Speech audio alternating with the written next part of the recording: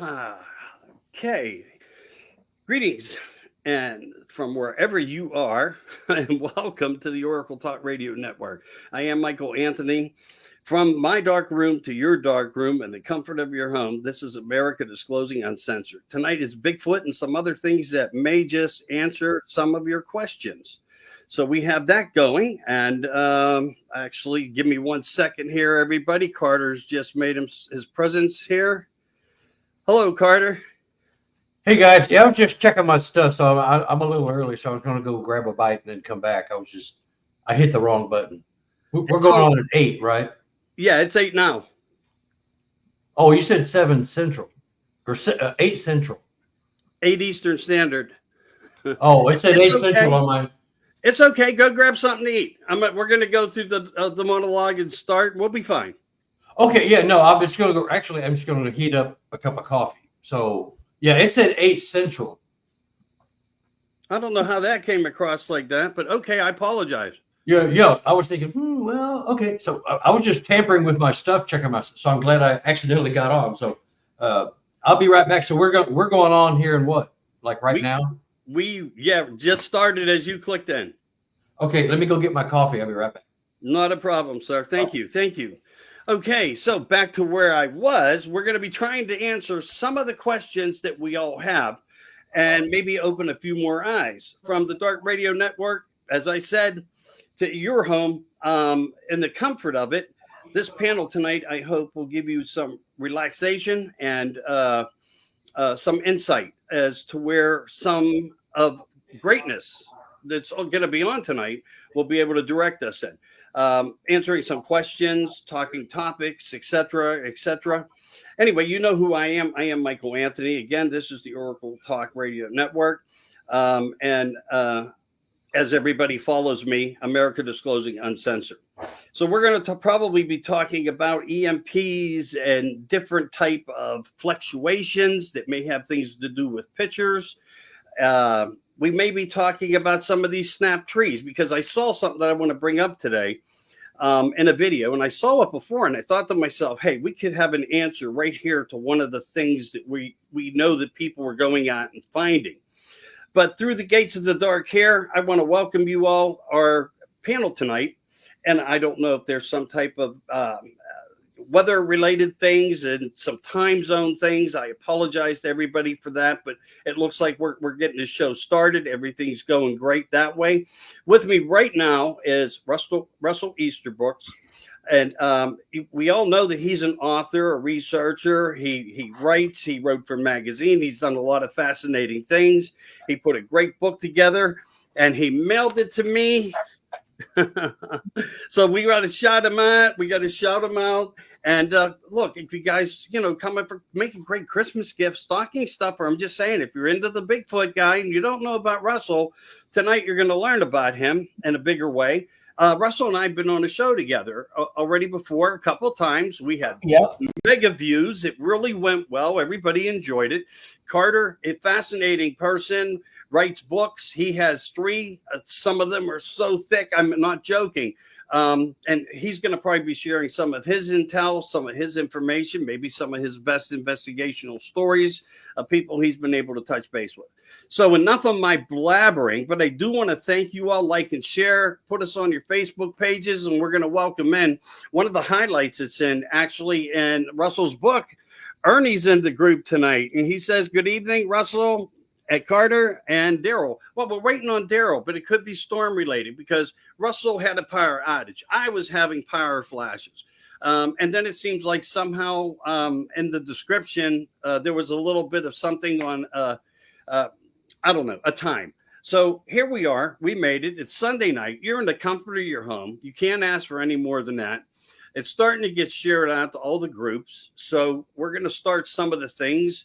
Russell, I know you wanted to do a show, and here it is. It's going to be. Is there anything on your mind in particular in this moment in time when we look at the facts behind Bigfoot? Well, I tried to put a lot of that to answer questions and in my book, and it's difficult to answer a lot of these questions about Sasquatch because, we don't have a specimen, but we do have things that the footprints, and we have eyewitness accounts, and that is a lot of valuable information. And and it has to be collected and organized, and then look for similarities between the different sightings and so forth, and try to put that all together to create some kind of an estimate of what we're dealing with. I mean, some of the things I wrote about in my book was the Hudson Bay Company. They were involved in North America in the 1730s, and I'm sure that they had sightings, but there's very little written down about that. Of course, during that time period, a lot of people weren't able to read and write, so they didn't actually write it down because they couldn't, but there was certainly had to have been sightings because of all those trappers and of course the Native Americans that were selling their furs to the Hudson Bay Company, I'm sure had sightings, and so to speculate, I think it's a good way to look at what the Hudson Bay Company was doing and where they were in North America, and the likelihood that they did have sightings of Sasquatch. Yeah. And then I followed the same thought pattern with the California gold rush. I mean, here is a wilderness area that within a matter of just a short period of time, a large amount of people were flooded into that area. And that had to affect Sasquatch that was living in that area. And as the gold rush moved up the coast to British Columbia, we see a lot of sightings, a lot of documented stuff in that particular area. The Native Americans in that area had a lot that they were able to pass on more by word of mouth mostly. And then of course the gold rush moved into Alaska. So, all of these areas would have affected any kind of family group of Sasquatch that might be living in that areas.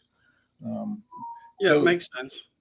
Makes sense. And the loggers, I would think, Carter, just to catch up a little bit, we're talking about logging areas, companies, things out there where probabilities of people, happen to come across creatures possibly in the woods and so forth. Right. And talking a little bit inside his book, Carter also has several books out. They're all fascinating. And this is Russell's book here. I have to get that. Pardon me? So I'll have to get that.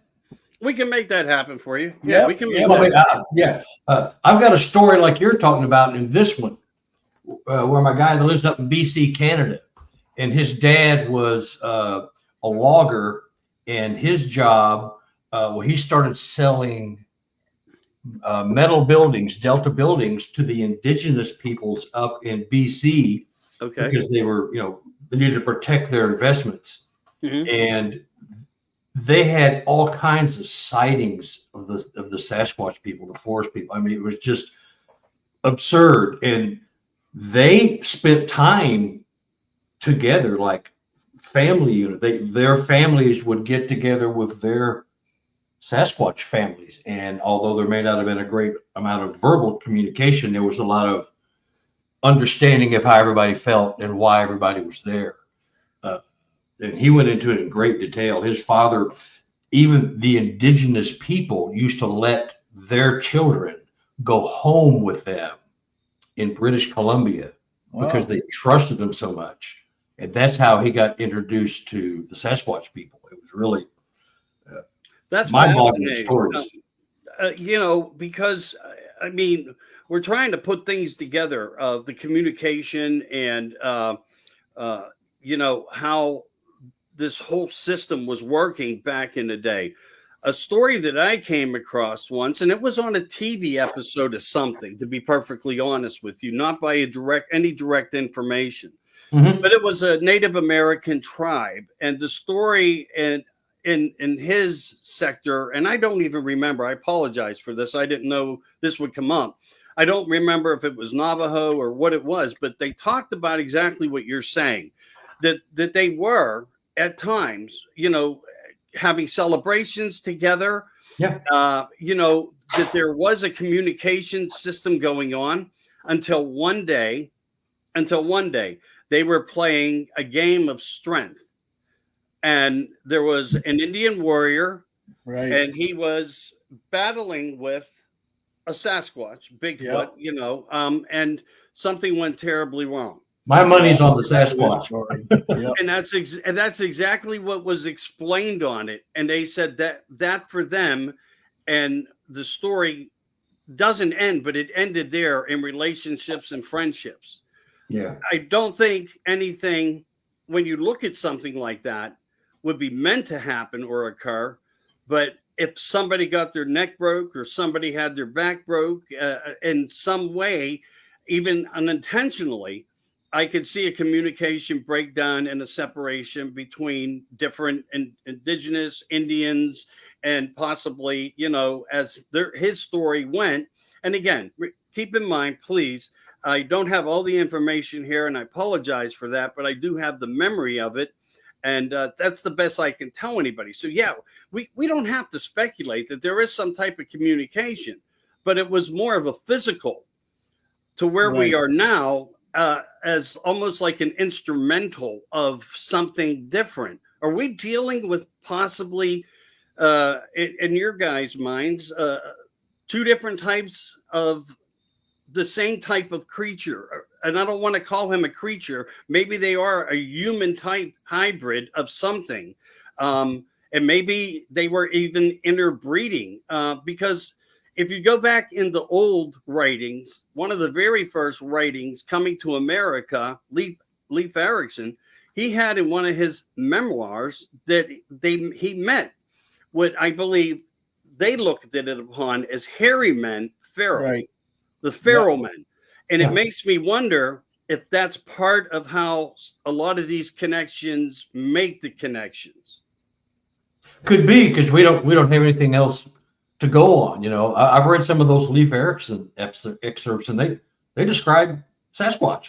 Right. Yep.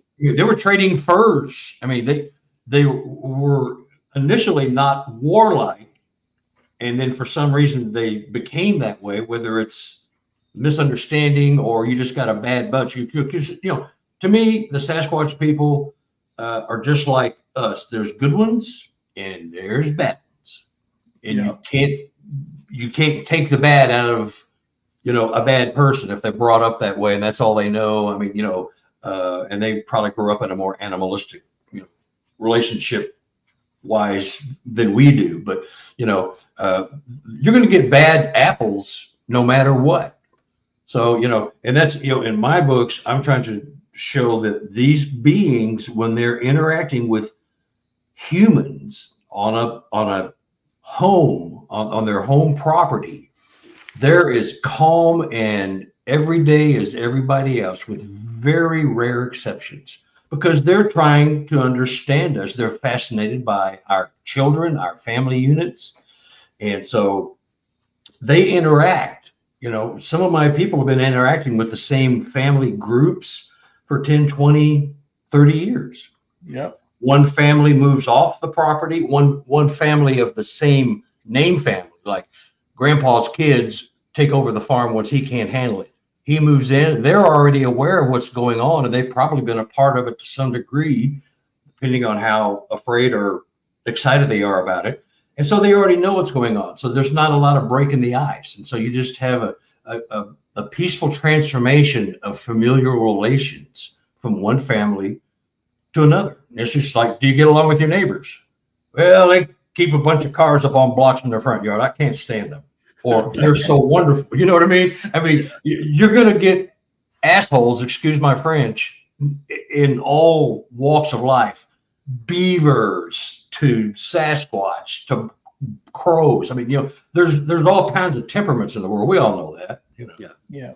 So and I think that there's based on a lot of the drawings, especially the very good ones that are done by forensic artists of the Sasquatch that's being seen in Bigfoot across the country.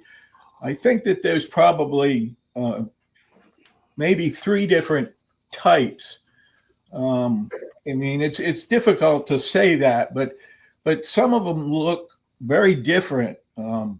Yeah, and so they do.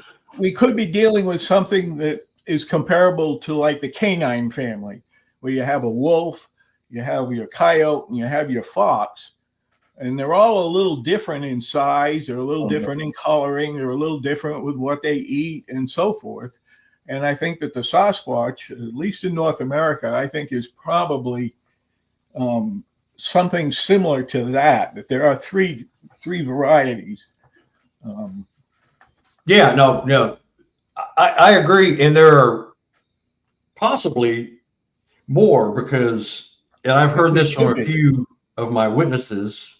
Cannot prove any of it, but what if there are human Sasquatch hybrids? You know what I mean? Right. I mean, there is inbreeding or interbreeding between, let's say, very distant indigenous people who do not have a lot of contact with the outside world, and maybe one girl wanders off into the forest. I mean, stuff happens like that when you're not in contact with your family units on a day-to-day basis, or civilization as we know it, civilization. Right, yeah. Because you heard a lot about that kind of stuff going on back in the 1800s before the white men came over and ruined it for everybody. Yeah. And that's a fact, of course. Yeah. And Ernie, but I am one of those. So well, I'm not bragging. No, you better not. Yeah. But no, I get exactly what you mean, and you deliver it nicely. Also, I have something that came into my mind, and I just can't let it go right now. But it's before the show, because we have maps with all these check marks and sightings, and it's like the United States is filled.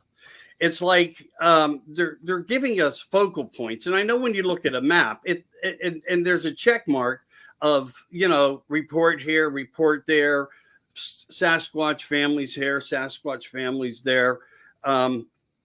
Where are they now when we look at the devastations? Like when you look at the in the mountains of North Carolina and these devastations, should we be seeing more of them? Last year, 242 fires in Canada. And the forestry areas, the pine barren areas. And now, we have in Wyoming, thousands and thousands of acres burning, but we don't have any sightings. And I talk about that in my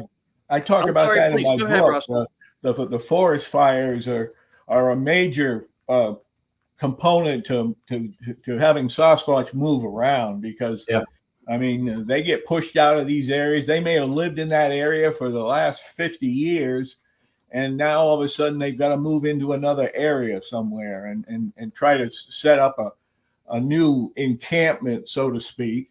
Yes. And it's like, so, all the flooding and everything that we had, that, of course, is all mostly in the low-lying areas, which your stream beds and etc. Where the Sasquatch may be more mountainous, so he may be up. It's where he's not as affected by that, but he would be affected by the people coming into that area. Suddenly, helicopters are coming in, and they're bringing in supplies to help people, and they're going to be salvaging all these cars that are trashed and all this junk that's in the stream beds and stuff is all got to be cleaned up. So there's going to be a lot of activity there that the Sasquatch is not used to. And so that may affect them, and it may indeed lead to some more sightings over the coming weeks and months.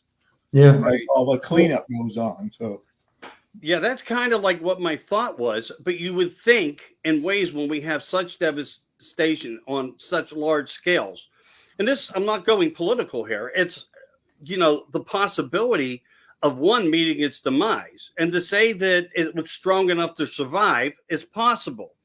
But if floodwaters can rip homes from foundations, they could probably sweep away a Bigfoot. I'm not saying at the end of the river, at the end of the flood, into the creek, or wherever, maybe one lies. Could that be a possibility? Why they didn't want us so close to anything? Besides, there's other theories, and I'm not going to get in it because tonight's a pure focus point of Sasquatch, Bigfoot, and what we are, trying to find out. But yeah. I'm waiting with anticipation. Not that I'm waiting for this holy grail of a moment, but where someone says, we found one. And it makes you wonder on a lot of levels what is behind why we can't go in. And if we are there, they don't want us there. And help is help. All help should be welcomed. It's probably something bigger. But when I do look at the overall viewing of it, what happened in Canada last year, you don't hear anything about Hawaii because there's zero reports come out of Hawaii, period. Zero. It's like the biggest zero you could imagine. But when you come into the 49, the lower 49, 48, whatever you want to call them, then the scenario changes. The facts change. The stories change. So my thought was only, and I didn't want to be negative in any way this way because, it might be now that something like this will turn one up. Maybe not the way we want it, but it might lead to something like that. Kind of like Mount St. Helens. Yes. Yeah. Exactly. Now, if you go into, here's one thing just to say, if you go high or go low, you can save yourself. I mean, you go into cave systems, you go to the top of the mountains. Mm-hmm. None of this crap is going to get you. So that might be one reason we don't have more sightings, right, is because they know where to go. They're already trying to avoid us. Correct. So I would think conversely, they might try to avoid even worse until all of this crap is cleaned up and they can go into the cave systems. Now, I used to be one that believed that I thought like a criminal. If I'm on the run and I don't want to be seen or found, I'm not going to hide in the cave that doesn't have a back out, a back door. So a lot of the caves here in Missouri, you go in, you go out. There's only one way in and out. So if you're the alpha predator, you can bully or kill your way out of a spot if you have to, But, for just hiding from humanity, like they tell you in the armed service or wherever, you go high or go low, you get away from any kind of natural catastrophe if you can.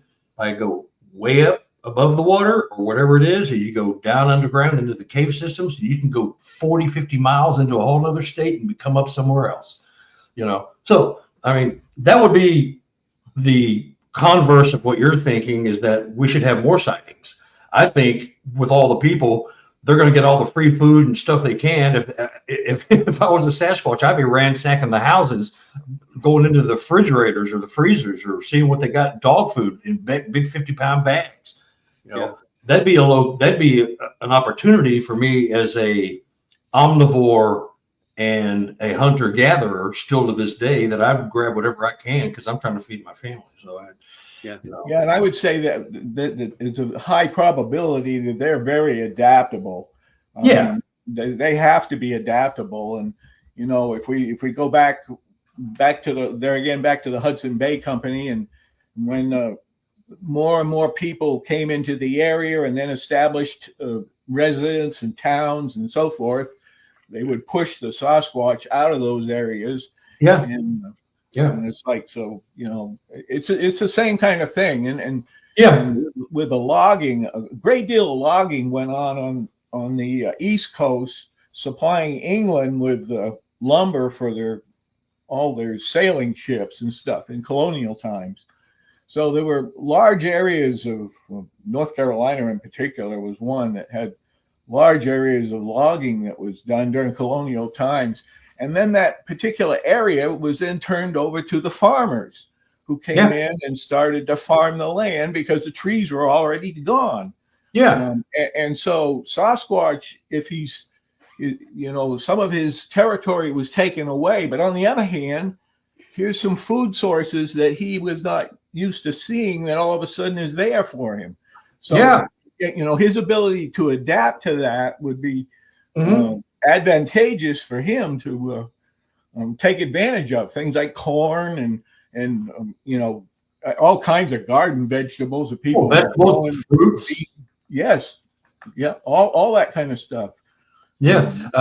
I have a family in South Missouri, and they feed their family strictly by growing their produce. And they also sell a whole bunch at the farmers markets in the town they're in. And they discovered, I had been out there to visit them a couple of times. And the first time they had just discovered that they'd seen the Sasquatch all around their property, watching them sticking behind trees or looking at them, watching their daily life, all, you know, like the typical stories you hear, you know, but suddenly all their food, much of their food started disappearing out of these big greenhouses, the Quonset hut greenhouses. And they realized the Sasquatch were taking their food. And they got pissed because, hey, this is how we feed our family. Quit doing this. So I told them, you go tell them, quit taking our food. You can have this, but don't take all of this, because this is how we feed our family and pay our bills. You don't understand that, I know, but please don't. And so it stopped the rampant proliferation of theft of their food went way, way, way down, you know, but they still take the food, and they're eating foods that they never see. Eggplant, you know, strawberries, okra. I mean, and that's their favorite food is turnip greens and eggplant right now with this family. I talked to them a few weeks ago. It's funny, you know, the Sasquatch have become connoisseurs of, you know, the human food, because they go in and they'll steal eggplant. They'll just take what they're allotted. You take off of this rack, but not over here. The Russians have a and they have a food source now that they don't have to go take down a deer every day. That's right. You know, and they are omnivores anyway, so they'll eat an acorn or they'll eat a deer or a bear or whatever's around. You know, so it is kind of like you're talking about the food thing. It's interesting, you know, that they have adapted. No, I don't have to kill so many deer. You know, I hate killing those fawns. They're so cute. Maybe I'll have some turnip greens tonight, you know, or some beets, you know. That part makes me wonder, when we learn so much about cultivating and agriculture from the Indians, because they had to teach the white man how to eat and survive. There had to been these vegetables. When we go into history, the seeds were always there. They had to know a little bit, but at times, as you said, they come across these things, and that's where the difference might be. Russell, go ahead. I think you wanted to get in on that more. The Russians did a really good report that was done in I believe it was 1989. It's in my book, that they talked about an expedition that went into these into the wilderness areas that were surrounded by farms, and the Almasi was coming down out of the mountains down to these different farms and getting some of the food that was being grown there. And so these farmers were seeing them regularly, and they would actually see them actually eating the food, putting it in their mouth and eating it. And so the people that were doing they wrote, there's a big paper, it's about a 40-page paper on it. They talked about all the different things that the farmers had seen the Almasi actually put in his mouth and actually eat, which is something we don't hear so much with sightings in North America. Now there are people that do feed them and and are aware of them, like you're talking about, Carter, that have been there for family groups. Yeah. My lady out in Washington State area, they pull down plums and apples, and she ripped their butts because they came and they took and figs. They cleaned out, take a 25-foot tree, let's say, from the middle all the way up. All the food's gone. All the fruit is gone because that's where they can reach and take it. There's not one speck left, and there's nothing on the ground. So she knew they were taking it, and she and her autistic son ripped them a new one, and it stopped. They were taking cakes and pies off of their deck when they take them outside to cool after they baked, and they were taking the pies and cakes, and they were having company over to eat those, and they were gone. So they do understand that we got good stuff going on, and you don't have to work as hard for it, and they get to watch us play and raise our children and interact and do our daily life on the farm. On our properties. They get to watch all that because they're fascinated by the humans and the children, especially. They really are fascinated because they have kids, families like we do. It's the same thing. We just look different, It's insatiable curiosity. Yeah, it never stops. It's just a tremendous. They're curious about everything.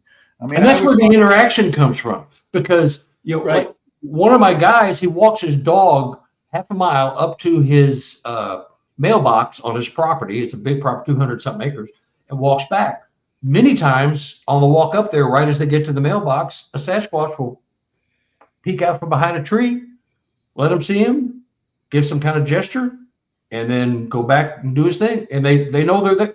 They interact with them like that all the time. And it's just like, this is the funny part.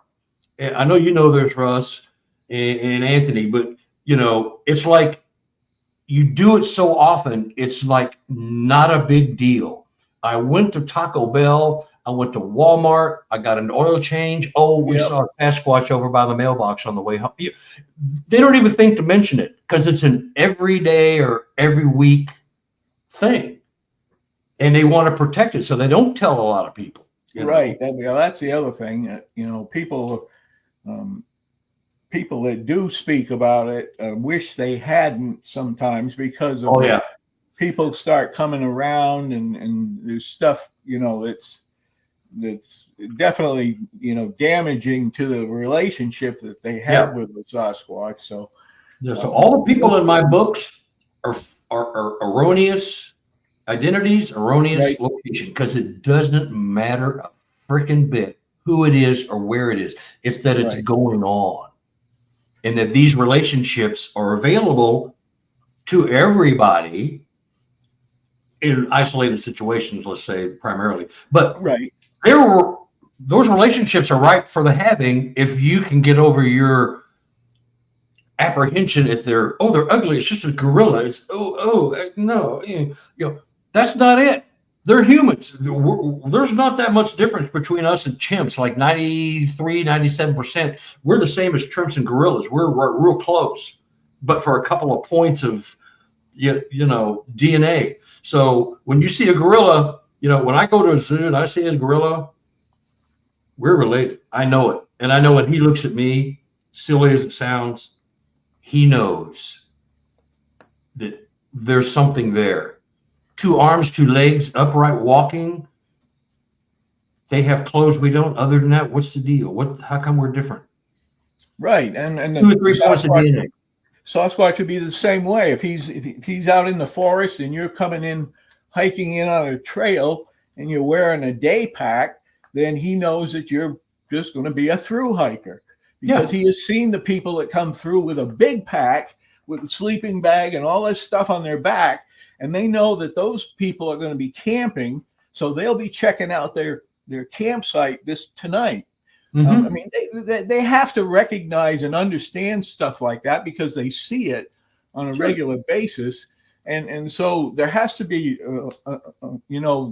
more than just curiosity. It's like you're saying. It's like, oh, there's some guys with big packs on. They're going to be camping. I'm going to go up there and see what I can get for food and hang out up there. And I was talking to Ernie about the likelihood. I think that some of the Sasquatch take their young down to some of these camping areas and show them, so to speak, what the humans are doing, and what you can do when you throw a pine cone at their tent, what may happen. And that's right. They're teaching. Yeah. So it's actually a learning process. That's a thought process that is, directed towards educating their young. It shows a sentient and sensitive being, something that can reason and make thoughts. Right, that we can relate to, we can see it. And so that's an intelligent process that they've gone through. Let's take the kids down and drop them at the mall with the stupid humans and let them throw crap at them for a while and steal stuff out of the cooler when they go fishing and whatever. They're opportunistic. If I was living off the grid like that, you think I wouldn't be stealing food or grabbing a couple of things? And right, yeah. What is this White Claw? You'd be supplementing what you would normally eat, whether you're eating cat nine tails or Jerusalem artichokes or whatever your tubers you're eating and so forth. You'd be, supplementing that with some of this other stuff that you'd be getting. Yeah. So they're being taught that this is where you go down here. This farmer plants corn every year, and you can go down there and walk around in the cornfield and steal corn, and nobody's going to even see you because the corn's so tall. I mean, it hides your height. So, that kind of stuff is like you said, it's a thought process that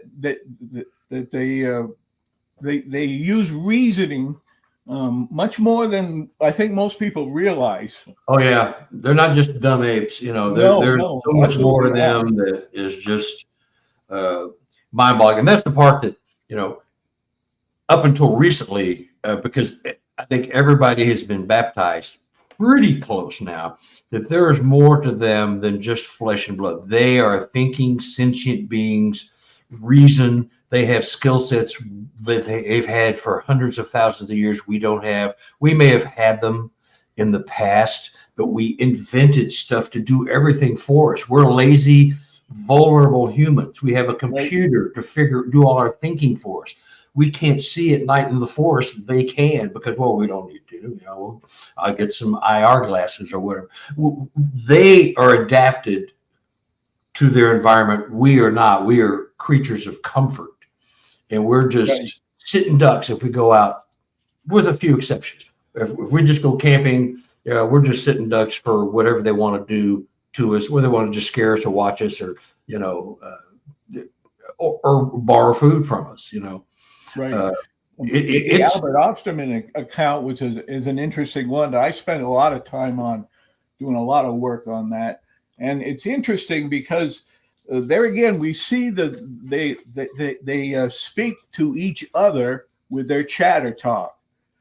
But yet when Osterman was ready to try to leave the area, the Sasquatch came over and shouted a word to him and held up his hands with the stop sign that, no, you can't leave. But he used a word that was not his chatter talk, because he knew that Osterman wouldn't understand the chatter talk if he did it to him. He wouldn't understand what he was saying.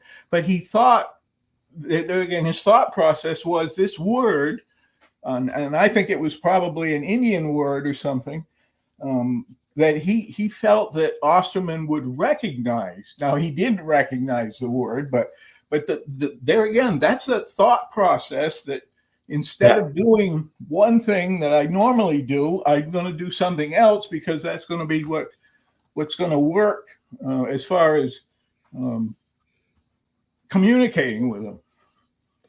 Isn't it just bizarre that we're discussing that from my point of view, these beings are far more intelligent than we are.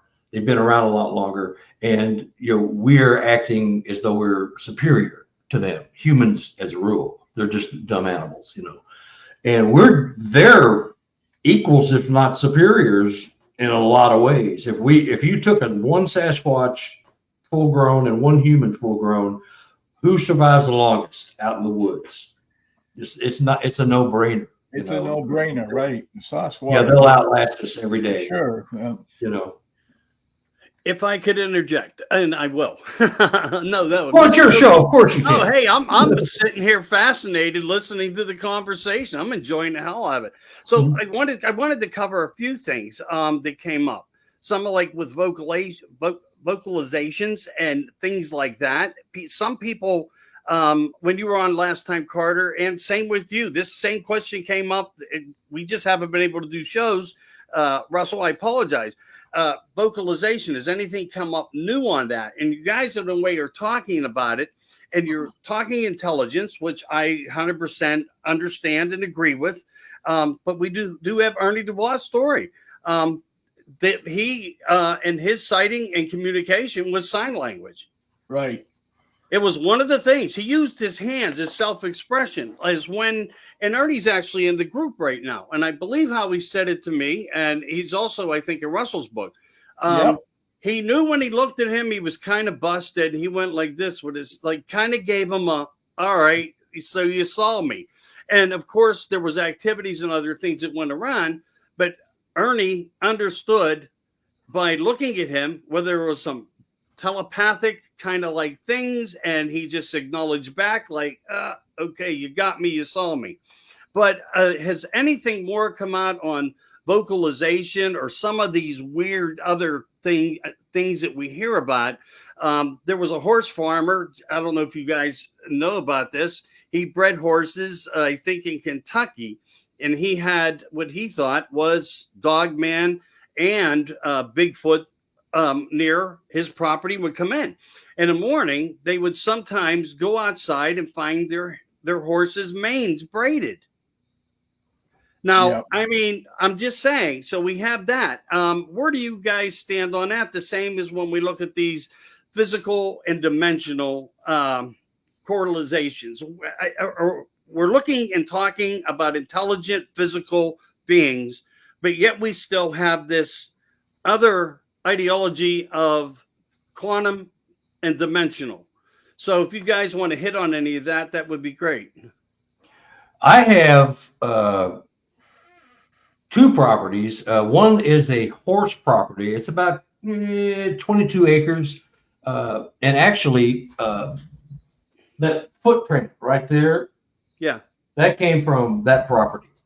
And they have, and I was going to try to pull one of my braiding photos, but I don't have much time to find it. Probably I hide stuff too good from me. But they board horses, and they put them all in a barn for the night, and it's locked. Not locked, but it's got a board across it, not a lock. Numerous times they came back in to feed the horses and take them out and get their walk and stuff in the morning. The manes are braided, and it's finesse work. It's not the wind whipped braiding where, if you're got a long flowing hair, it'll tangle. You put any pretty girl in a blonde hair, they're not going to wear their hair out in a convertible. They're going to put it in a ponytail because they don't want it flapping around. But they've sent me pictures.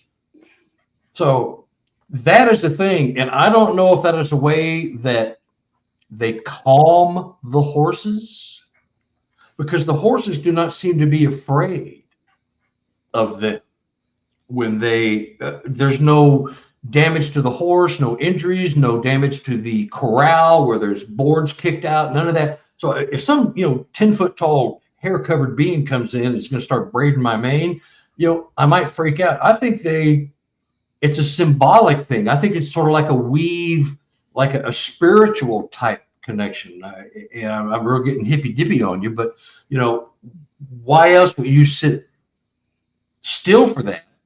Number one. Number two, what is the Sasquatch's purpose in doing that, other than to maybe transmit to the horse that I'm not here to hurt you And if you see me, this is what will be the result, not me eating you. I'm not a predator for you as far as, you know, I don't know what the mindset is, but it happens. And while you guys are talking, I'll see if I can find a couple of the braids, but it's, you know, I've seen it a lot, and they send me photos and they're like, I was afraid to send this to you because I thought you might laugh. So Yeah. no, I'm not going to laugh because I've heard the stories about that, and I've actually seen some pictures of that as well. so, you know, yeah. I mean, you too probably, Anthony, you probably seen photos. If not, I'll see if I can find one. But if you go running through, you can whip your hair and get tangled by the trees or the brush.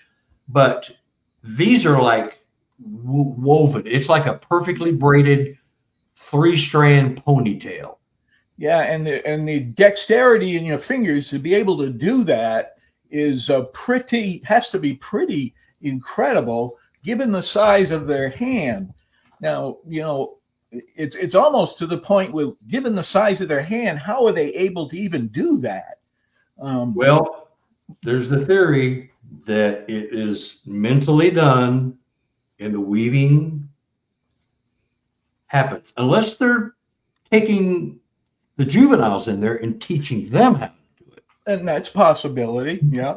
Possible, but you may not have the skill to like mimic that, make that ponytail. Just do that. You can do it. But I can see a very almost a kind of a spiritual thing where the hair is doing its own thing, whether it's, you know, magnetics or vibrational thing, and it's just we don't know what we don't know. We can't say that's impossible just because we've been told the government tells us that can't be, or they don't exist. We can't adopt that. We have to see it or talk to enough people that we trust and believe. And that's my witnesses and probably everybody else is here.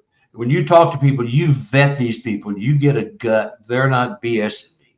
Or you get a gut, this person's full of crap, they're yanking my chain. You know, we're hanging up. You know, but you know, like a good point. The size of their hands. Jen Dove from Victoria, BC. Yeah, my witness is up there in BC. But so we don't know. Physically looking, it doesn't look like they could do something like that, you know. But women, they obviously do. They weave yarn. They make quilts. They don't do it with their hand. They do it with needles. They do it with something else. So they're doing it with something else that might be this instead of this. We don't know. Yeah. You know what? I have a quick thought of thinking here going on. What if there's a connection between spiritually, like there was with the Indians with horses, and at one point in time that they were very close to them, and they may have even been riding them. Yeah. And there were very sizable horses even here, even though, you know, some of that changed, you know, the networking of, you know, these bigger, you know, Clydesdales and so forth. But there was once an Indian culture of giants who rode horses, and they considered the horses to be a breed of, which was never mentioned, but seems to make sense that it was one of these big giant puppy dog draft horses kinds that could carry that kind of weight because they weigh 2,600 pounds. And I'm not saying that's true, but there could be something like that they visit with the horses. They respect them because they know at one time in the past, there was a connection between them in a spiritual way and maybe in a helpful way. We don't know because we don't see it, because these beings have now went into the seclusion of protecting themselves and not wanting to participate in how humanity exists. And I think they acknowledge that because of how they see watching us and observing a lot of the strange components of everything that happens around them, because we're pushing them off the grid. Yeah. And so maybe this is, you know, for them peace in a certain way to come out and interact like that. All right. So that was really great. And I wanted to throw that in there. But again, one of the other questions both came from both shows when you guys were on. If we can hit on this, a lot of people talk and they truly believe this. It came up a lot. And again, both shows with you guys, when you were on with me, I had to go back and look to see if there was anything interesting. And UFOs and orbs always being close by. So, of course, then you get people's thoughts and input that they are an alien race. So I'm not saying it's either one. We don't know. We really don't have that answer. But thoughts from the gallery on the panel, and it's a fascinating panel. Russell, in case you're just joining us, I am Michael Anthony, and we have Carter and we have Russell with us, both book authors, both researcher investigators doing the work for you.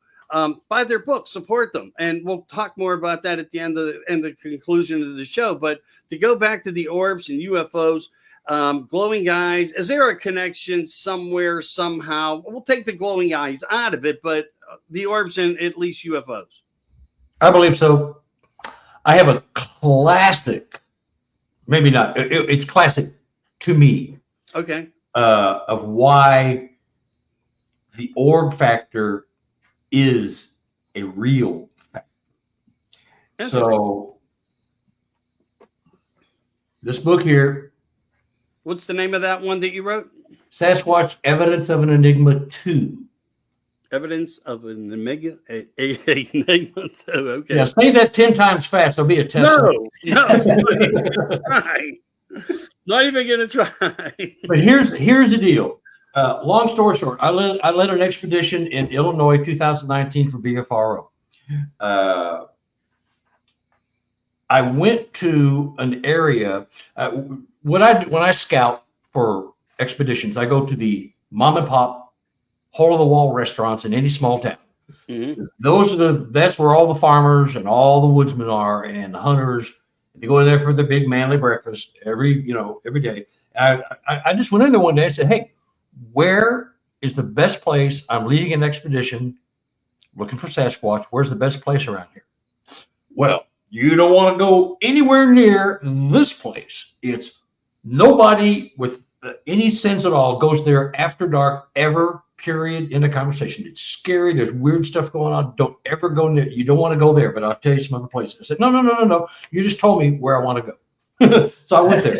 It was the Trail of Tears. And I had just picked out this area, general area already, but I was told, don't go here. I said, well, that's where I'm going. So long story short, I take 4 people out. We have an incredible expedition Friday night and Saturday night. We don't see anything, but we get a dozen or so footprints cast, handprints, a lot of structures, a lot of vocalizations, blah, blah, blah, blah, blah. We hear and see all of this.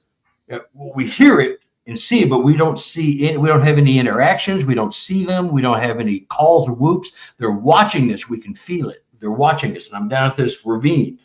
And so we get to this log that I just showed you. And that was kind of a stopping point because the people that were with me, one of the women was getting really freaked out. And I understood why she was.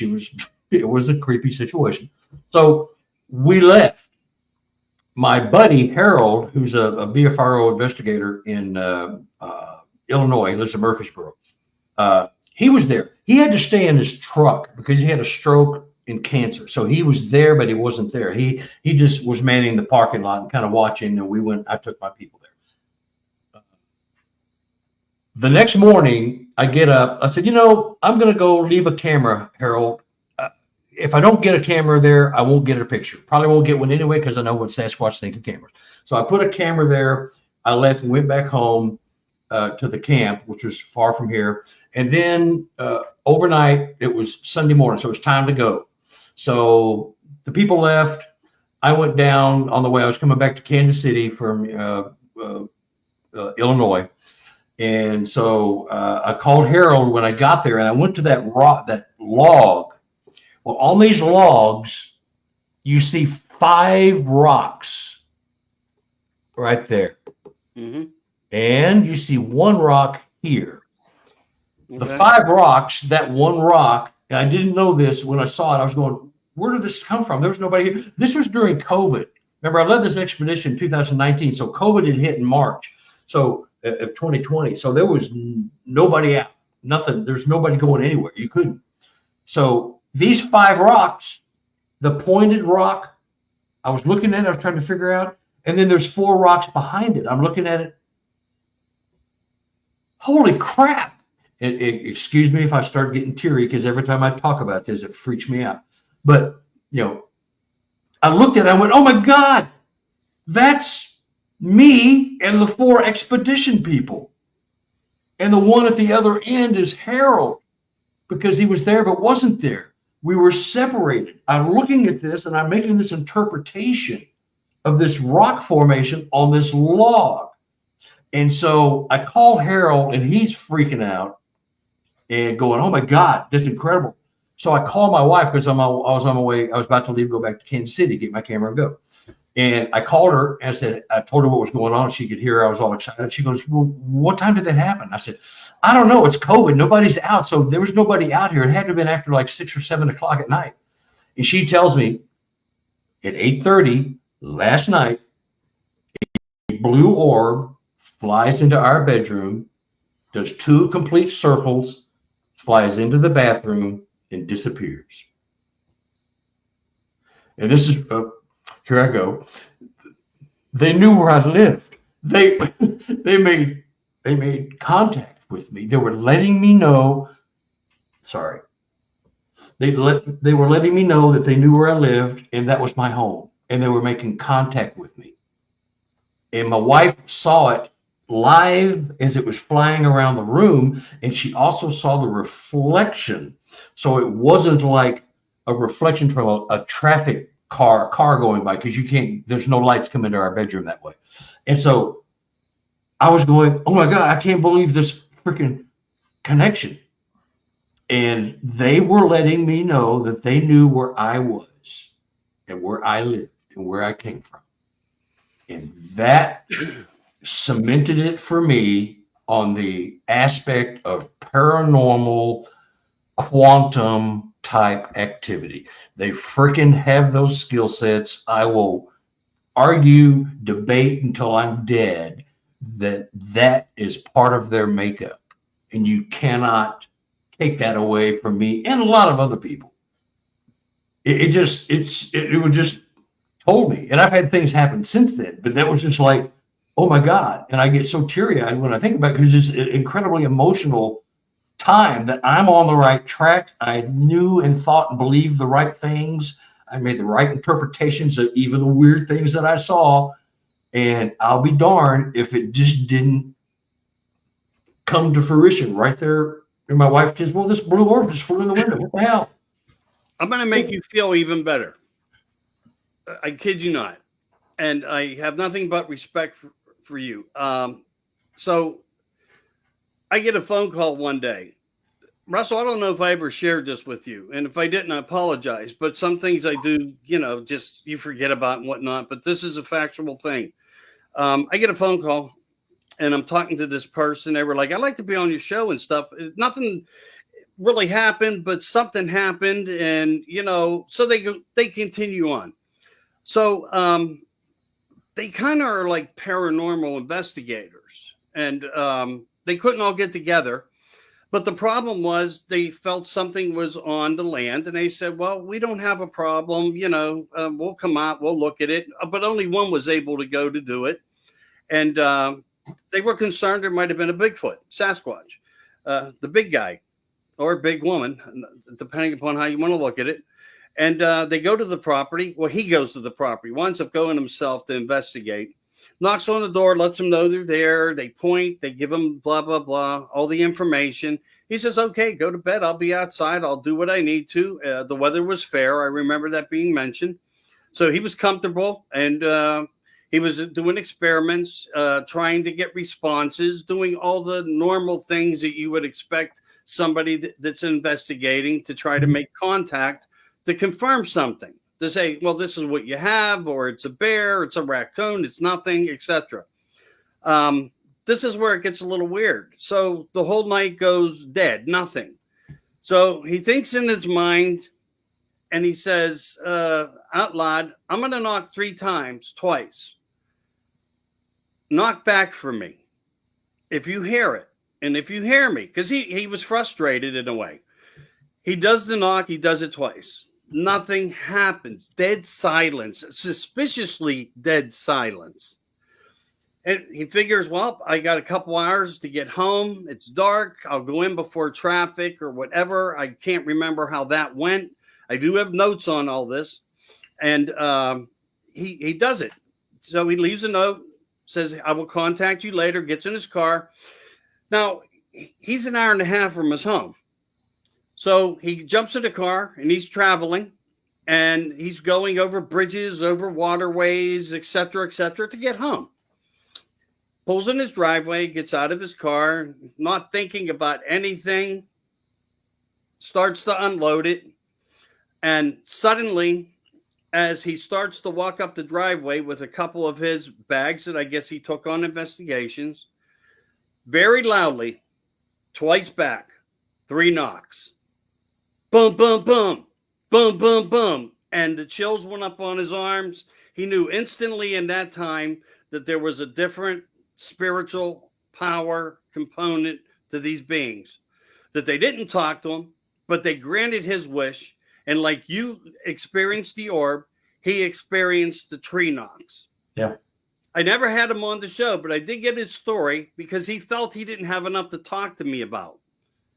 And I get where he was at with that. But the story now is part of history because it is documented in my folder of the National Sightings Registry that I run. And I thought when you said that, this is the kind of correlation and commonality that we need to start putting together better. And so thanks for that, Russell. Do you want to get in on that? What are your thoughts? Isn't that pretty wild? It is. Yep. That's pretty amazing. I mean, the orbs is not something I've had a lot of experience with.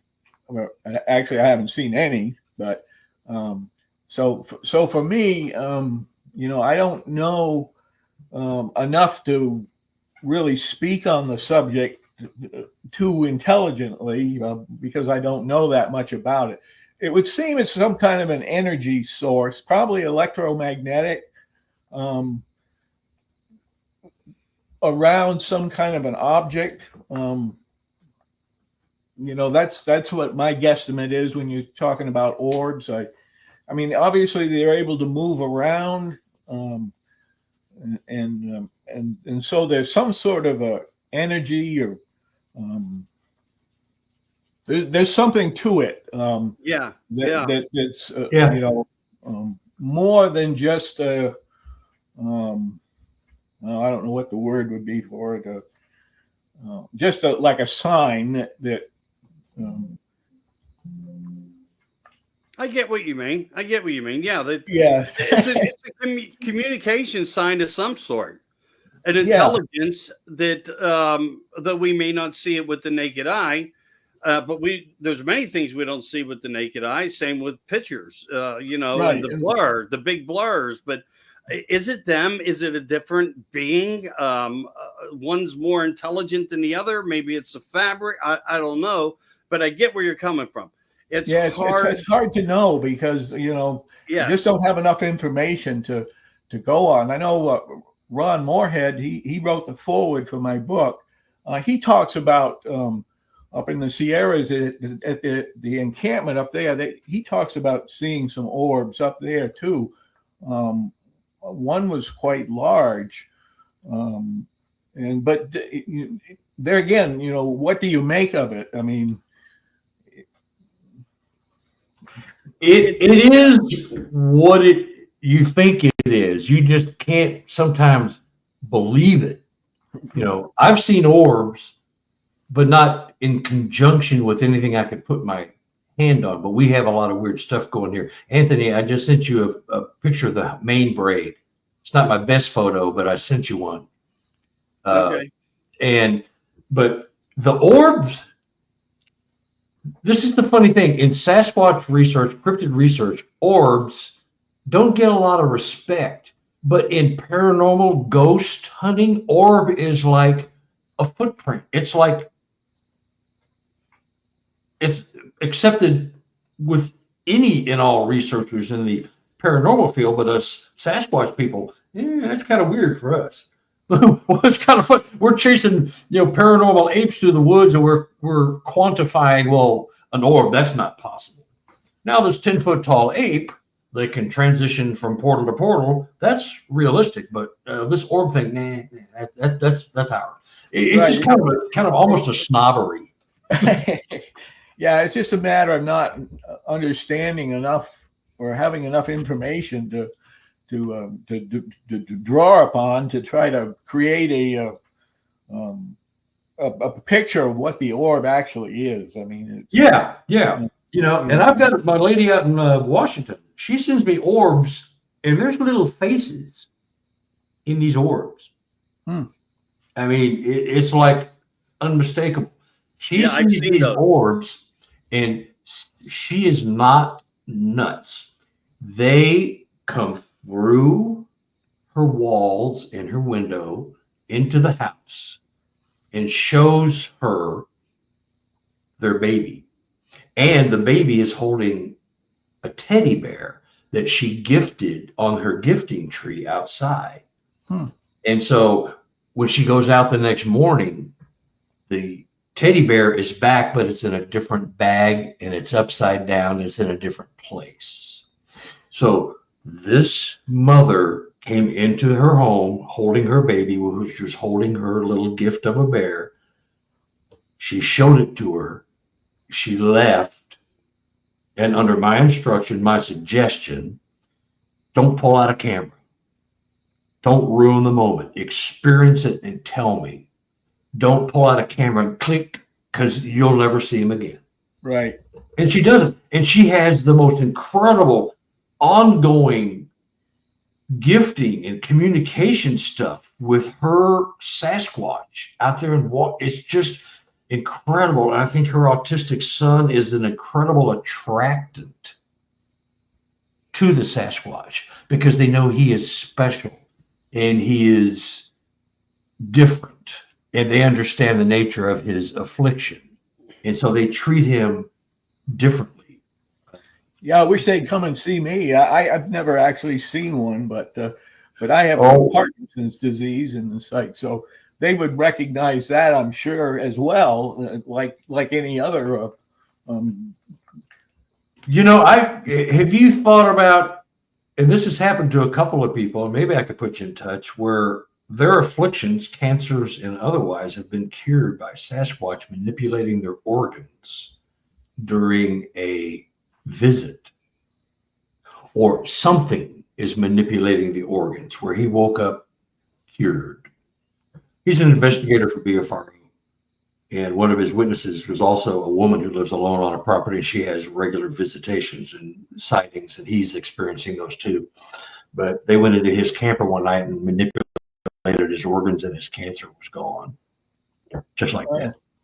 And we do hear that also in some abduction cases as well. And I've had amazing amounts of amazing people come on my What's in the Skies platform that have described things, but I also had ones come on said that like things changed. So yeah, I don't know if it's I don't know how to put my finger on the wording here, to be perfectly honest with you, but there's something about it all.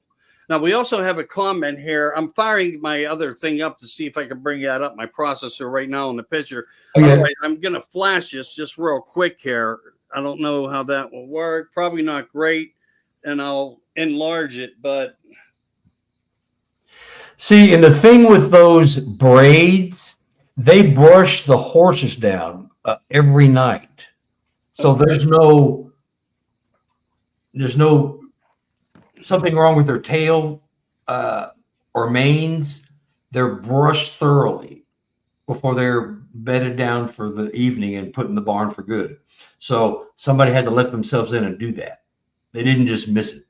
And it's happened more. That's not the best picture I got. That's the only one I can find. I know where her folder. Oh, I don't know where her folder is. I know there is a folder. I just can't find it because I'm so smart. Well, to be perfectly honest with you, I appreciate you sharing it because I've heard a couple other stories that were similar like it. And I didn't, yeah. I'm thinking in my hand, the way you guys are talking, like their hands are so big. But there is a look of like dreadlock almost to this in a way.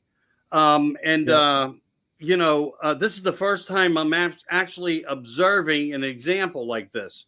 And it looks pretty fascinating, like as if it makes me wonder, did they take their spit and kind of, or did they use something, or was it some psychic ability to just, they can do things without touching and manipulate without feeling? I don't know. That's what I was getting at earlier, that it may be a psychic thing where I'm going to will that. But say they brush them down. Like I said, they brush them down so they're in perfect shape. Because if the owners want to come in at 8 o'clock the next morning and go for a ride, they're all ready to go. They're all beautiful and brushed and taken care of and fed and all of that. So, and myself and another investigator spent the night. Now, Ron Moorhead and Scott Nelson were with us at this property this night. They decided to go stay in a hotel. Me and this other investigator stayed in their barn. We slept in the hayloft in that barn. We woke up the next morning and that was what we saw. Now, Ron has also done commentary work on my first book, but they were supposed to go to Hanobia. Well, there was a horrible rainstorm in Hanobia. The first Hanobia, or one of the first, was canceled. So they had nowhere to go. They were stuck in Oklahoma. So they rented a car and drove down here to Missouri. And I took them out to my site. We went and had Mexican food one night. We went to my site one night, and they had to go back to the hotel because they had to catch a flight back to wherever they were going. And Scott Nelson used to teach right down the road from me here at the military academy in Missouri. So I mean, he and I have met. We know each other. So the thing was, this just appeared, overnight in a locked barn from the outside. I know these people, they've had so much activity with their property. It would fill a book all by itself, but I want to, it's pedant, it's ridiculous, but so that's the only one I could find, but this stuff goes on. And who's to say that they don't use sticks to weave it? I've heard of pine, they're called pine cones. They're like pieces of the, I'd have to go out and break a piece off. It's not at the tip end because they're very soft, but it's a certain part of the branch. And they use that for grooming purposes. And again, that's speculation, but some have been found by where a footprint was once. The thing is, with all of these weird things like the footprints and orbs and UFOs and mane braiding and all this stuff, you hear it once or twice. It could be anything. You hear it 100 times. That ain't people yanking your chain. That stuff's happening. And because it's so bizarre, so off the wall, and because we are taught from the day we exit the birth canal until we're 18 to 22, depending on a college education, we're told how the world is. There's no such things as UFOs. There's no such things as Sasquatch. There's no such thing. Oh, wait. The government lied. There are UFOs. And they'll get back to us. Yeah. They threw us a bone and shut us up with the Tic Tac videos. Eventually, they're going to have to throw us a bone with Sasquatch. There's too much stuff out there.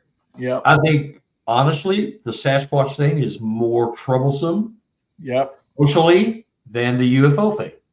Yeah. Because we may or may not be related. I mean, there's a big picture that we're just not getting the whole circle. Because we are the sheep, and the government tells us what they want us to know when they want us to know it. Right. Or the scientists, or the lumber companies, Yep. Wow. Really interesting stuff. But you know what? Something even more interesting, because I always tell everybody I'm a platform for voice. I want to do this for this person because I thought, okay, great. Somebody, is sharing some information. And so they're on here right now. And let's see here. Let me back up a little bit. Some smaller orbs, like some kind. Okay, that wasn't it. Here we go. All right. I had a sighting back on Friday, June 8th, 2024. just before sundown on Route 66 near Marionville. So in Pennsylvania, not desolate area, but it's a camping area and so forth. A lot of grounds. I guess they experienced a red matted or reddish brown haired bipedal creature that ran across the road on Route 66 in front of my car. It literally took 3 steps crossing the entire roadway, which is 22 feet, roughly. Yeah. When we look at there's an accurate measurement on every road, and it's 22. You're exactly right. 22, as my daughter used to say, it was a joke between her and I. We're on 22, whatever. It never was on Route 22, but that was kind of a joke we had about it. And you try to jump a 2-lane road in 3 steps, 7 feet per step. As a human, not possible. I don't care if you're Bob freaking Hayes or whoever. You can't do that. No. Yeah. I have a video that I can't show. We all 3 of us probably have material we can't show. Yeah, unfortunately. It's not mine to share, but there's a Sasquatch jumping a creek. They took the measurements. This was taken from above. It's a 25-foot creek. 1 step from a full run over. So, could you calculate the height or size by the mathematical circumstances of 9 to 10 is what they said. 9 feet. The video is an Army group, new hire squad, whatever they are, soldiers. When you enter the service, paramilitary, to test you, the military, they give you a flashlight and a compass, and they take you so many miles from camp at night, dead middle of the night. They dump you in the middle of nowhere. You got 3 hours to get back. If you don't, you're going to be doing heavy duty for a while until you learn how to, because if you drop you behind enemy lines, you can't find your way back to a certain point, you're dead. So This is what we do. Well, they dump this group out, and you can see the helicopters up above. It's either a helicopter or a drone. It's watching them, and all of a sudden, one guy goes off into the woods. They think, "Oh God, we got to get this guy back. He's lost his squad. He's lost his group, and he's going to get, They went to find him to get him back. Well, it wasn't a soldier. Big giant Sasquatch running through the woods in the middle of the night, full steam ahead. Midnight, pitch black. It's running through those woods like they're not even there. And it jumps this. So, you know what I mean? I mean, we all know of or have that kind of material. Many of us do. We all been around a while. So, although you would love to sing it to the world, you can't, because, you promise if you've got this kind of material, you promise somebody, they shared it with you on the premise that don't share this ever electronically. I wouldn't trash a friendship over that. Right. So some of us have stuff. We just don't show. Yeah. I do too as well. Yeah. When I spoke at the Virginia Bigfoot conference in 2016, I had a number of people come up to me at the conference and talk to me about their sightings or that they had some living in their area, and they would see them regularly and so forth. And there were some pictures and stuff that was exchanged with that same premise that I would not put it out there. And I honor that. I respect that. Yeah. I wouldn't share it with anybody. But the good thing about that kind of material is that you, me, him, her, we have that. We see it. We know our work is not in vain, because what we are in search of does exist. This is what it can actually do. Yeah. Yeah. So that's what fuels me, is knowing that I've seen some of these things. I go to my habituation people, they'll invite me out, and I'll go sit on the front porch, and I'll hear and see. I hear him calling my name, talking to me in my voice. It's like, holy crap! How do you do that? You know, I mean, I'm sitting on the front porch. We're having popcorn, and they're drinking beers, and this is what they do for grins. They go out on the porch, or once or twice a month, and just sit on the front porch and get some brews and some popcorn or munchies, and just sit on the front porch and throw rocks back and forth at each other and talk. And it's just like, what? You wouldn't know the person you're standing to next to in Walmart or a department store is not feeding Sasquatch at night as soon as they leave. You just don't know, because they won't share that because they've been ridiculed enough. Right. I'm so lucky to have 5 or 6 of these families. All I got to do is call them up. I'm welcome to come share what's going on. Some families are hearing 2 and 3 Sasquatches talking amongst each other. Gibberish, chatter, the Chinaman chatter. The chatter. They hear it. Did you guys catch the video that's out right now about the singing Sasquatch? I mean, the dialect sounds a lot like the Sierra sounds, Ron Moorhead, but it's a singing Sasquatch. Is the Kentucky stuff? Let me look real quick. There's a video out now, or a YouTube thing or something, that's got a Sasquatch that seems to be mimicking other human utterances, and I don't know if that's the one. It just sounds like a lot of different howls, but they say it equals the Sierra sounds, and there are some. Yeah, there's some of that gibberish in there. I'm pretty good at that stuff. Because I used to do a lot of dope back in the 60s. I could talk my way out of stuff with a cop. Okay, buddy, you're good. Have a listen.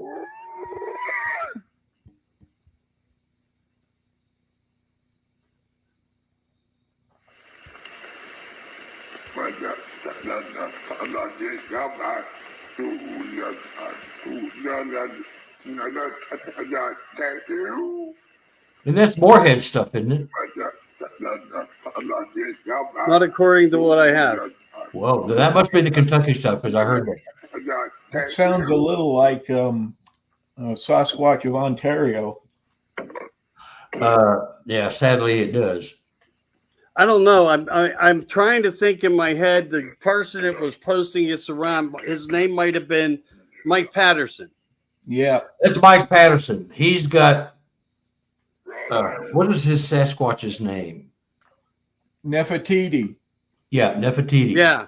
Yeah, and he got the picture of 2 of them, or one of them, looking over his Fence. Yeah. over his railing. Yep. Yeah, he sent the sounds that he recorded, or at least some of them he sent them to Scott Nelson, and Scott recognized them as not being what they were being thought to be. I understand. Yeah, the audio file do not necessarily link up with what is purported to be Sasquatch utterances, but Right. human. So he or was altered or whatever. Yeah. I don't know. I'm on the fence with Mike. I know him. I like him. I believe his work, but if you put that stuff out there, you got to have some killer stuff to back it up. Yeah, and you need to have people like Scott to back you up. I mean, And I think that's his problem. I think maybe some of this stuff is actual legit, but he hasn't done the work, or the work has been done and done poorly. I'm not sure. I love Mike to death, but I don't think if it's legit, it hasn't found the right place yet. right. I just, part of me, honestly, I want it to be true because I've heard things myself that sound very similar to that. I know it's not some, goober out in the middle of the woods pranking me at 2 a.m. because what are the chances of that? Not very good, but yeah, there is something, Moorhead got it going. Yes, he did. He is not, and I've met Scott Nelson. Yeah. It has not been disproven. It's been criticized, but not disproven to be anything other than what it is. Whether you like it or not, the skeptics don't like that. I love it. Yeah. This photo that I put out on my 3rd book, I caught all sorts of crap for that, And hey, Ed Monge, he's a buddy, good buddy, Edward there. Hey, Carter. Hey, Ed. Howdy. I can't say hi back, but howdy. Yeah, but so he hears you. But the thing is, when the people got that, a lot of people stole it, as they do, even though there was a copyright mark on it, and treated it as their own. And then others looked at it and go, "That's bull. That's bull crap. That's fake. That's phony. What the hell are you doing putting that out there? You know better than that. Who do you think you are? What do you think you're doing? That's bull crap." Oh, really? Well, okay. But it's not, because I had a New York film crew check it out for me, and I've checked it out myself. I'm not about to put anything out there that I think is even marginal. Right. And I know the people, and so that's the real deal, whether you like it or not. Now, how do I know? I trust my source. I vet my sources. And that's the weird thing with all of our evidence that's not ours personally. Even if it was Russell's or Anthony's evidence you had, and you put this right up on the screen like this, and you look what I got. That's a bunch of crap, because the people that don't have it want it.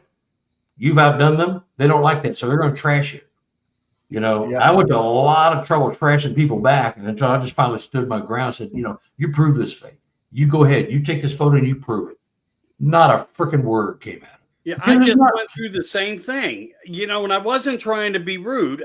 It was something that was supplied to me that I posted in one of the groups. Yeah. And it came back as if, oh, yeah, I know exactly what that is. It came from here. I was like, oh, great. So, help me out here. If you know exactly where and how I can find it, or produce it for me, I would appreciate it. And I appreciate your expertise.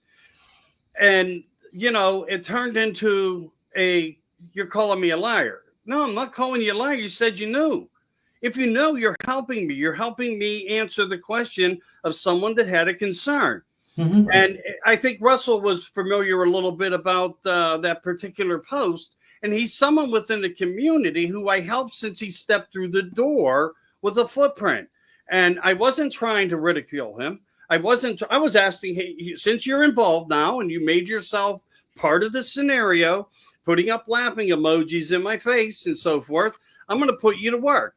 Take that picture and show me the exact segment, because you say it exists. And it just vanished. So the following day, I thought to myself, I don't want to be anybody's enemy. This was stupidity. It got out of hand. I blame myself, for letting it happen, but I couldn't prevent it. I really couldn't prevent it. So I just removed the post. And we're going to get called out on everything, because as Russell has always said, and you're probably thinking in your mind the same thing, we needed an example. We have butt prints. We have hand prints. We have facial shots in some way with clarity. And other ways it's subjective, because it's a Halloween mask, where it's a costume. And I worked in the movies, and I know people in Pittsburgh who were at the top in the field. Tom Savini was the very, very best in the world, just like Sarah Weck, who analyzed the picture that I actually shared with you just the other day and told me bear. But that's only conclusive by what we know exists, what is on the books of existence. So it still leaves me in that place of what if, I don't know, I probably never know.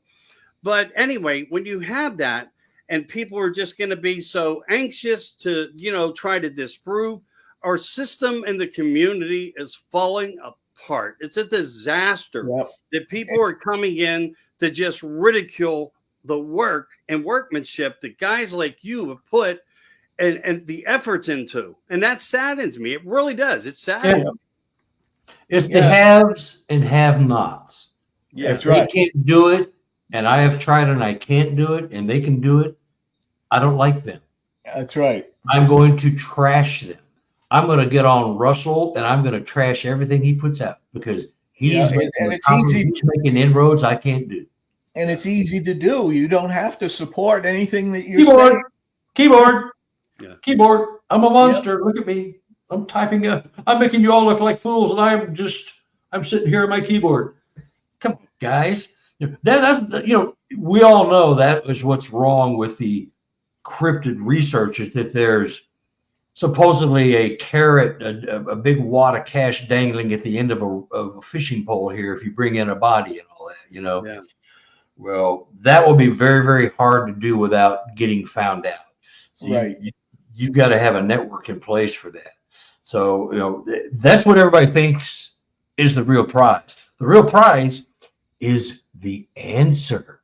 What are they? Right. Where are they from? How are we related if we are? Give me some story. That is the real prize, not the, I'm going to get $1 million if I bring in a Sasquatch finger.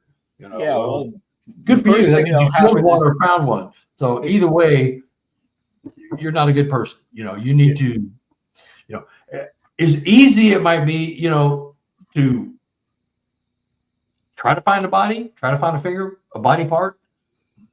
Why would you do that if you have to do harm to a being that has done nothing to you? That is the deal. That's right. I'm going to kill one because we kill chimps and rabbits and monkeys every day for the benefits of scientific research, or what's wrong with some dumb ape? And delicacy. And that's the logic we have to get out of. Because if you're to judge somebody by their looks, if I look at a gorilla, I'm going, well, you're an interesting creature. You're not my type, but you're very, very intriguing looking. Well, I know we're related somehow. But why would you want to go kill one to prove it? I mean, right. Why would you want to? That logic just escapes me. Right. Yeah. I know they bury their dead, whether they bury them here in this dimension or they go somewhere else to die, because they do not want their bodies dug up. And I got stories in my books about that shit. Yep. Mary Green talks about that in her book too. Yeah, Mary Green. I've got an autographed copy of that book. That is like my Bible. Yeah, I have two. I have her first two books. Yeah, I didn't know she had two. I've got the last one, the big one that's with the big binders on it. The 50 years. 50 years of Sasquatch or whatever it is. Yeah, there's two before that. There's one, Bigfoot at My Back Door. That was her first book. And then there was a second one. I can't think of the name of it now, but the first one was Bigfoot at My Back Door. But trying to find those books she only had 100 made of each of those first two books. And they're very expensive if you see one. Well, I just wrote them down because I'm going to try to find one. I've got that one there. I would never get rid of that book if when I die, I'm going to make sure somebody that cares gets the book. It probably won't be anybody in my family, but the interactions, and it's real. I mean, it's real. Yep. This lady is doing the work. Yep. Yeah. And she was a non-believer to begin with. Yeah. She was a skeptic.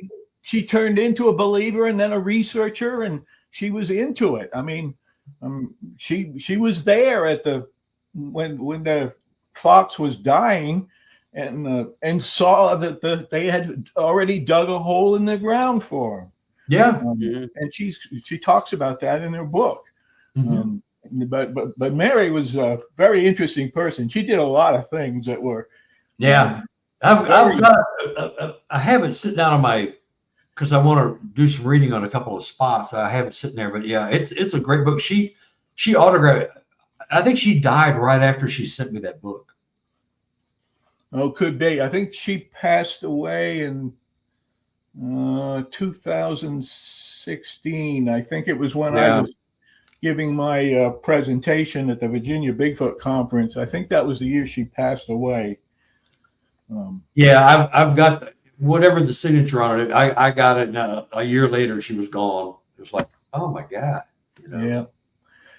Yeah. But she wrote two books. The first book, she talks a lot about her life as being a non-believer and not understanding what was going on and why these things were happening and the tricks that they played on her.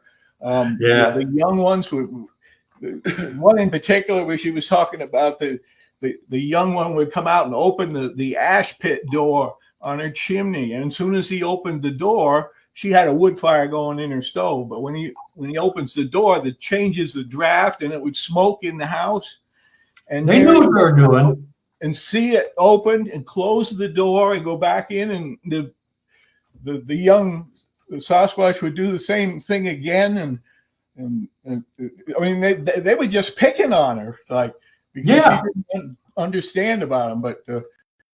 But yeah, her books are excellent. Yeah. Are you familiar with Yes, Jill? I am. Yes, I am. But is the rest of the world, because you know what, you're bringing up something that everybody who wants to research should start at ground zero right there and come out from there. I'll just put it that way. But there's something I wanted to bring up that just came into my head.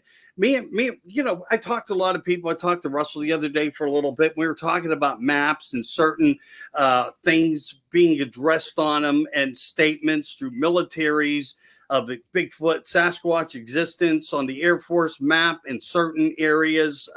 So there's survival food listings, there's predatorial listings, and one of them in it actually had a Sasquatch posted right on the map. Yep. One of the other things, years back, John Lear was on with either George Norrie or Art Bell, and he was talking about some of the subject matter. Part of the subject matter, this goes back to UFOs, and we, you know, of course, have an interest that we see something of a connection there.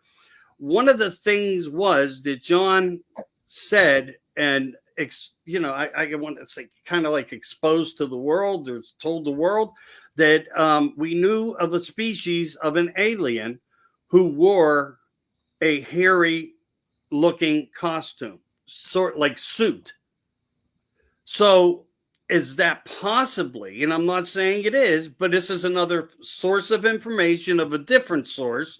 John Lear, you know, really exposed a lot of things. The cover-ups on the moon and and Mars, you know, the manipulation to the face, and you know, he was all over the place when it comes to ufology, and he knew cryptids fell into it too. But as he made the comment that there was something in the manual, an Air Force manual, that also mentioned a species who wore some type. So maybe what we are looking at when we see them is a different being, and they are not shape-shifting. They're trying to show us, you know, a more calm way of who they are, or how we would rather proceed to see them, you know, like something of that nature. I just thought I'd throw that in there because it was something that like popped out, because I'm so far all over the board looking at everything and trying to remember everything, and no one can remember every damn thing. It just there's no way. I try, but there's no way. Yeah. But also I wanted to say this to everybody. Darrell Denton did contact me, and he was going through some scenarios, I guess, of weather or something like that. And there was had to be with family. So he apologizes, sends love. He's going to come on. He'll do a show. And Russell, I'll call you out. We'll do something again in the future somehow, some way. But he was courteous enough to do that. I apologize to everybody on that. I'm sure he'll post something into the comments after or later. He's watching football. Don't let him do that. He's watching football right now. I hope the hell not, because I'll tell you what, they get better health care on the field than people in need in North Carolina. Yeah, he's watching football. I don't know. Are Tennessee Titans playing tonight, or they played today? I don't know. Because I don't follow Ever since people took a knee, I just turned my head. Yeah. Hey, I want to show you. sorry, I know. I want to show you something here, real quick.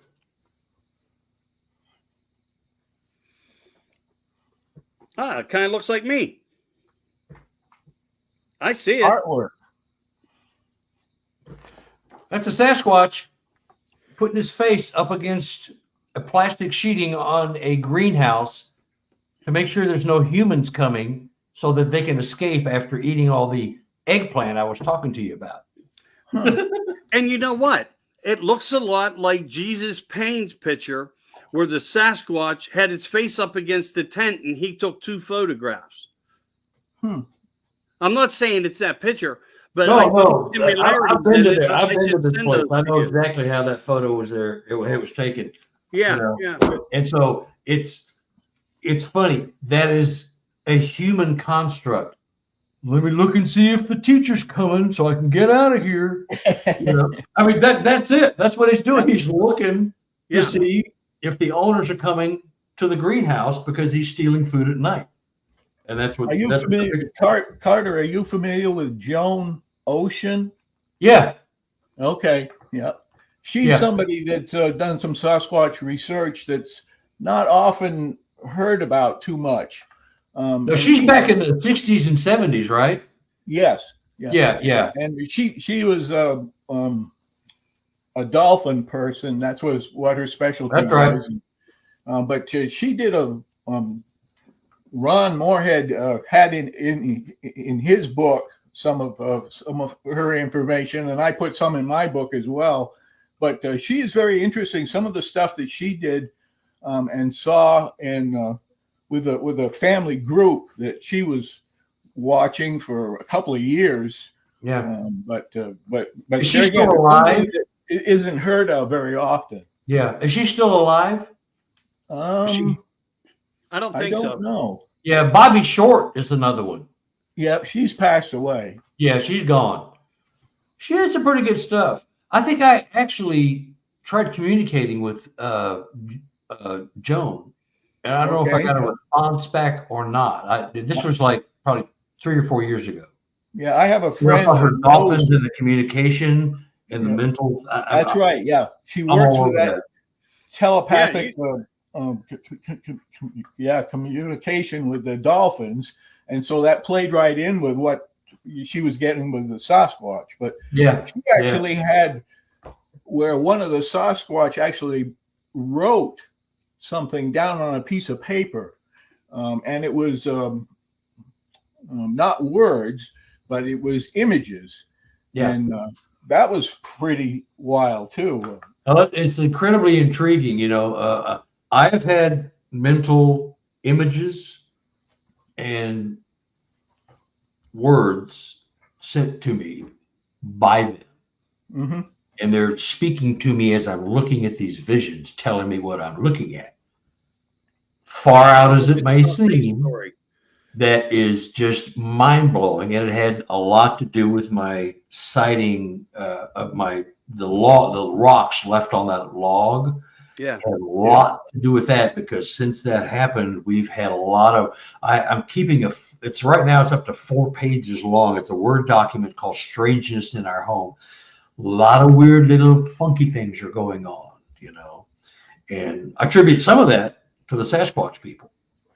You know, some of it may be ghosts, orbs, what have you, but you know, some of it is them, because they respond specifically to certain stimuli that I put out. Yeah, and I put something in my book too. I talked a little about ley lines too, and there's some energy sources there that the Native Americans obviously were able to feel or absorb or something, because they put these medicine wheels that they built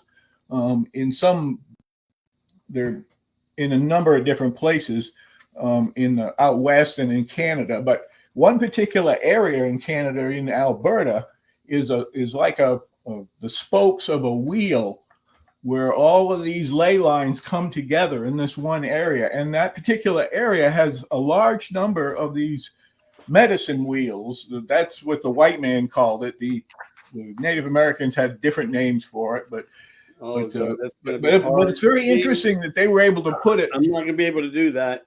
Right. That particular picture is one that Joan Ocean took of a medicine wheel that a Sasquatch built in her research area. Mm-hmm. So it's like Very cool. That was Cool. very interesting as well. There again, she And had someone will probably want to tell you that that's random tree fall. what's that? Someone will probably want to tell you that, nah, that's just random tree fall. Oh, yeah. Well, Yeah. you know Like I what? said, There it's- is some random things that happen that they kind of like confuse us in the woods. I did another post tonight because and it's not that I'm against anything. I'm not. I'm just trying to enlighten people, the newbies coming in, of there are circumstances that doesn't mean that an arm reached up 12 foot in the air and just literally broke a tree. So these three bears, little cubs, a little bit bigger than cubs, they climb up the tree, and as they do, it starts to bend. You can't see my arm, but it starts to bend. You know what I'm saying? It's making the curvature, and suddenly, about 12 feet up off the ground, it just snaps and shatters. And I put it up not to get under anybody's skin, but to just say, okay, there's other obvious reasons. When you're in the woods, you have to think of everything. And subject matter like this does occur. So I wish people would start taking a notebook and pad with them as they collect data from things being posted and possibilities that will help them further their research in a more direct manner. That's kind of like what you guys do. You're the professionals behind the scenes, correlating and putting this information in chronological order and delivering it to people. But things like that, I try to do to just be helpful, because in one of the cases of something that I talked about years ago with Dave Parker, the guy that he claimed to be the man that lived amongst Bigfoot. And maybe he actually was, because some of his photos were similar to Hollis and other people out there. And I could tell what he was trying to present. But there was a lot of flack in Pennsylvania from people who do presentations and do, that was not true and this guy's not real.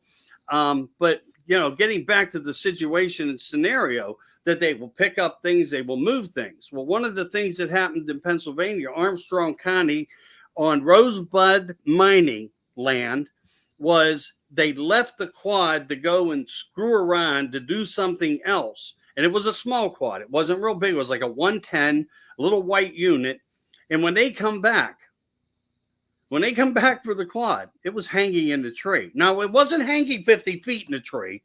It was like two guys couldn't have picked it up and put it the way it was described to me. And they offered to take me to where it was. But they were goofing off. They were chasing bears. Maybe they weren't exactly chasing a bear and they thought they were. I don't know. But something set something of somebody off. And this quad was up into the tree off of an article of a branch that had been broke off, that looked, in their terms of words, for several years easily. And they were able to get it off, both get under it. But when they picked it up off of it, it came down backwards, not like on its tires. It came back this way, and they both had to move, and it hit the ground. But what else could do that out there? A bear's certainly not going to do it. It would have to be something of an intelligent being.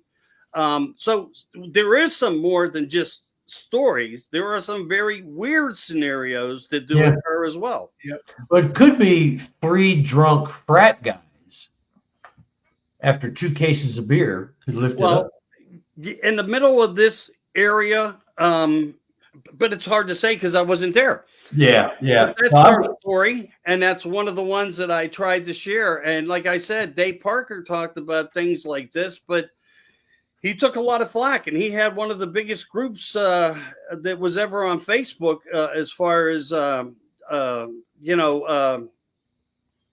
with providing information as we are here without writing a book.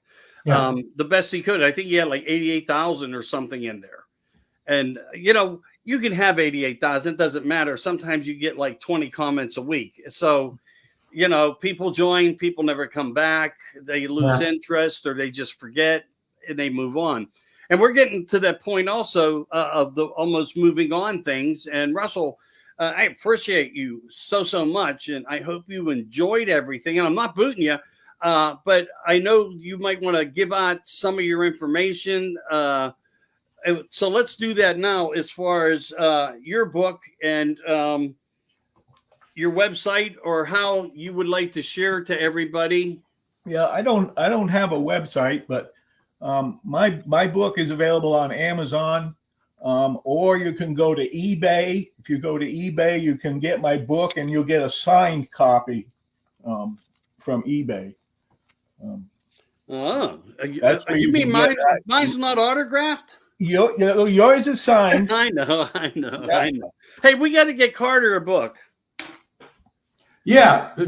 Well, we can trade books, or just give me get my email and just send me where I can send you some money. I'll buy a book, because I'd love to have one of those.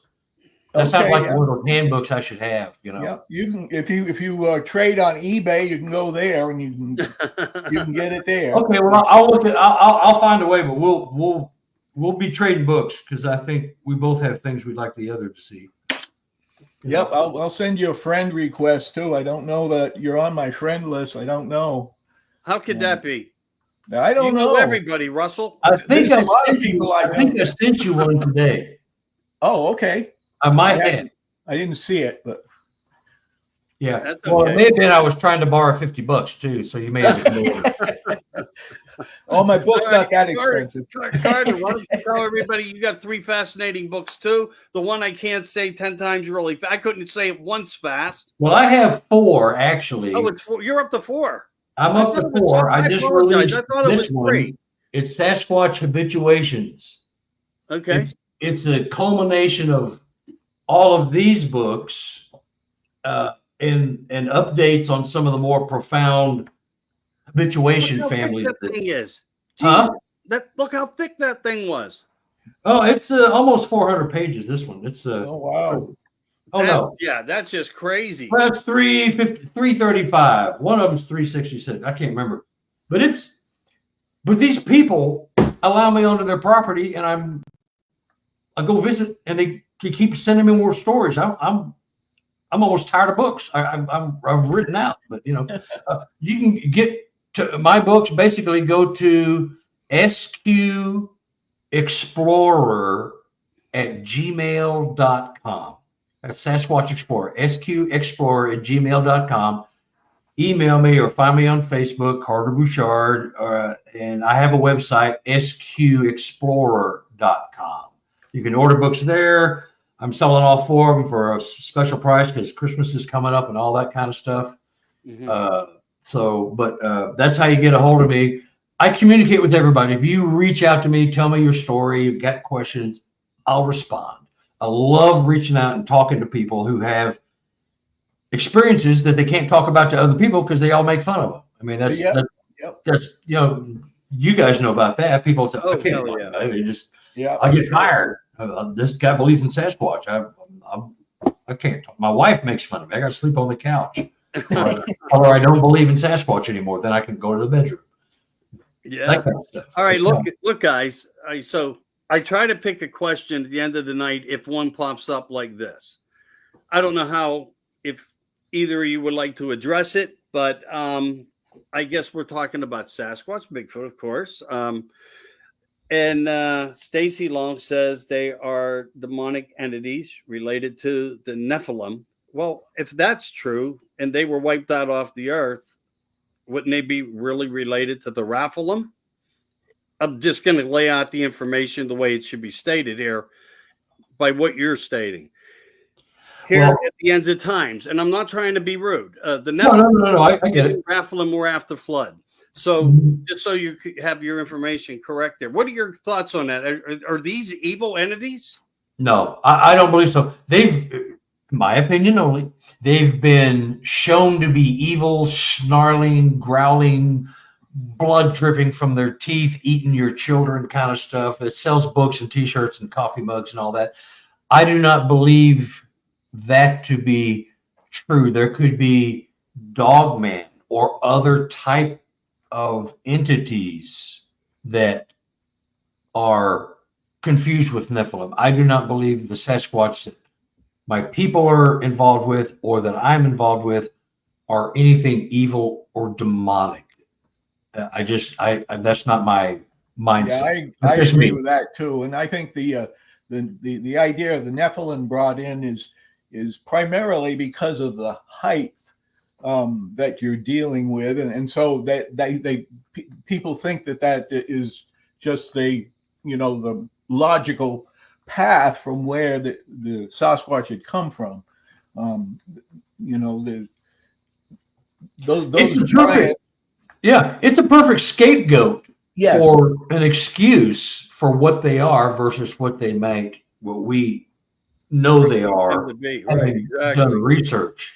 Yeah, we could be horribly wrong. Yeah, absolutely. I mean, there's no experts in this field. There's just knowledgeable people, and the knowledge you've gotten is from having talking to people, seeing things, and looking for similarities and putting all this stuff together into a basket so that you can get a feel for what it is we're trying to describe that we don't have a body of.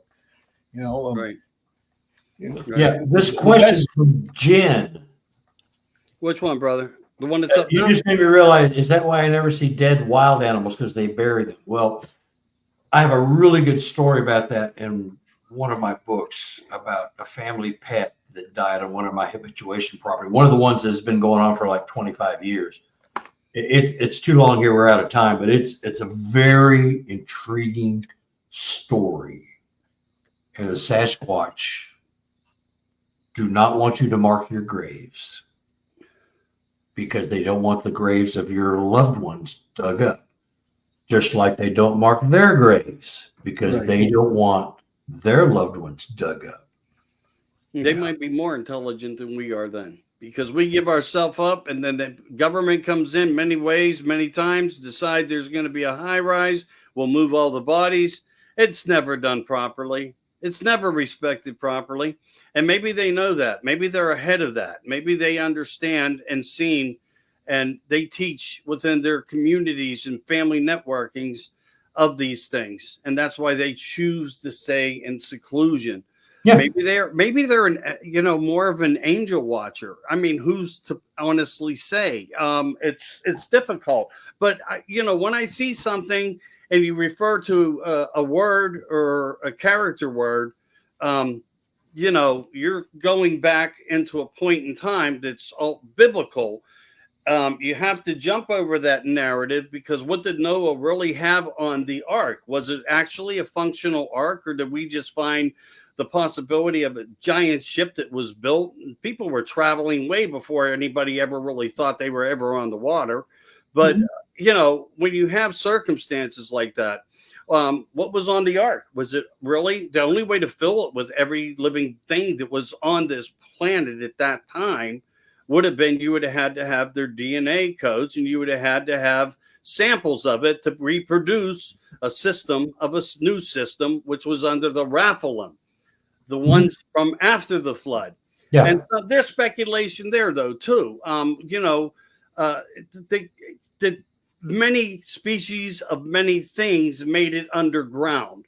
And underground networks are just like the government. They're everywhere. They truly are. So who's to say on that? But, I think you guys answered it honorably.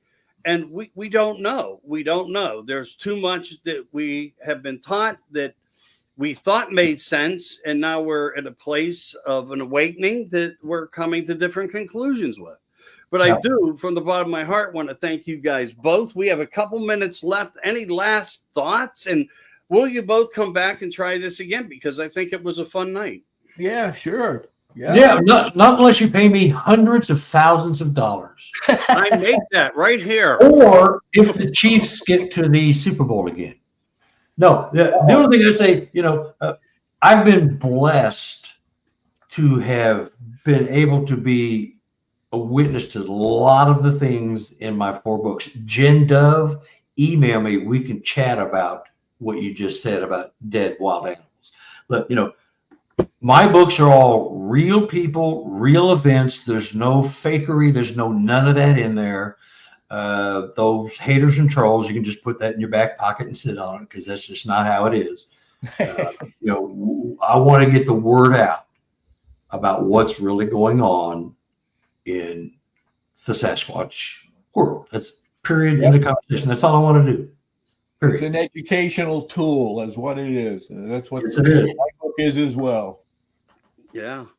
Jen Dove, SQ Explorer @gmail.com. There. I don't have my thing turned on where I can communicate with the audience. So anyway, email me. And Anthony will get you in touch with me anyway. Yeah, we'll do it again, Michael, for sure. I mean, it's this is a blast. This is intelligent discourse. It is. Yeah. Whether we agreed on everything or not, we respectfully disagree or sidestep it. I mean, it's just that's how it should be. Sasquatch, world is cutthroat at the very worst. Right. And there's different points of view on different parts. And everybody hates everybody who doesn't think the same. It's just so stupid. I think all in all, you guys are absolutely right. I'm not going to disagree with anything I heard tonight. The presentations, your thoughts, everything I thought was like right on, direct, fair. And you're leaving it also up to the people to do their own research on top of it and offer it back to us. You can make us more intelligent in the subject matter too. As Carter says, if you want to reach out to him, reach out to him. Russell he's an open book of his own. He reaches out, we reach out, you can reach out. Great people, it's almost like the old saying is food brings people together. Well, tonight it was Sasquatch, Bigfoot, the big hairy guy, Yeti, whatever. On that last final thought and note, I know we look at the characteristics of different species, the possibilities of different species and cultures, even within Bigfoot. How many would you speculate that we may be dealing with? You talk about total population? No, I'm talking about different types of species of Bigfoot. Sasquatch. I think there's 3. That's my opinion. Okay. I would say 5 to 10, because I'm only familiar with the ones that I truly believe the people that tell me of the ones that they're dealing with. Regionally, they're different, like the skunk apes. You got the Washington State and Canadian ones, which grow much bigger and maybe even a little bit more fierce. And here in the continent of the United States, they're kind of like laid back like everybody else for the most part.